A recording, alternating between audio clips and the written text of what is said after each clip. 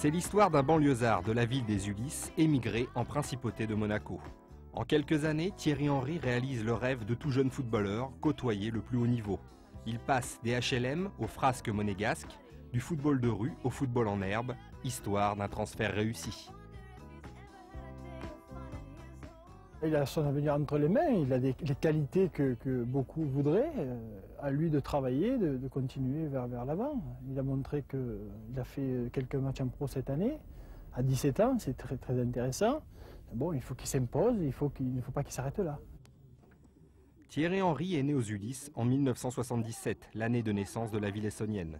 Il commence sa jeune carrière au club omnisport des Ulysses, en poussin, joue à Palaiseau, puis à Versailles, avant de s'essayer à Viry-Châtillon.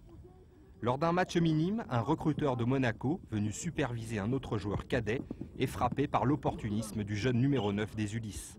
Ce jour-là, Thierry Henry marque la bagatelle de 6 buts dans la même partie.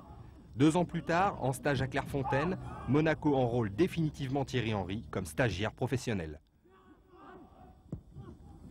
J'espère jouer dans un club de D2 et justement faire quelques bons matchs pour taper dans l'œil dans un club de D1. On ne sait jamais. Si je ne réussis pas ici, il faut réussir. Moi, ce que je veux, c'est réussir. Si je réussis à Lille ou à Saint-Etienne ou je sais pas, dans n'importe quel club, moi, ce que je veux, c'est jouer en D1, quoi.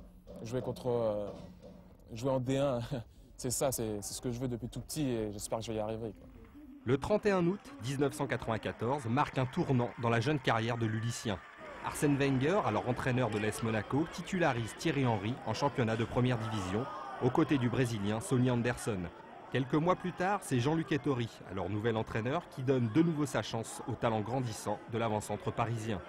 Pour sa 16e sélection en bleu, Thierry Henry, alors capitaine, marque encore des points. Il inscrit 2 des 5 buts ici même de la victoire française contre l'Angleterre. Il a la qualité surtout de pouvoir éliminer, ce qui est pour un attaquant considérable. Il peut faire la différence balle au pied, et il a aussi un grand potentiel puissance. Et capable de passer balle au pied, mais capable aussi de passer en vitesse, en force, bon jeu de tête.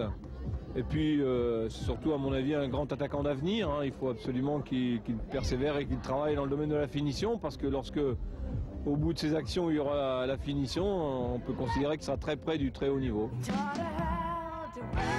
En montant ses marches, Titi, comme le surnomme son père, doit se remémorer le chemin parcouru depuis les terrains stabilisés de la banlieue parisienne à la pelouse du stade Louis II. Thierry Henry est en train de se faire une place sous le soleil monégasque.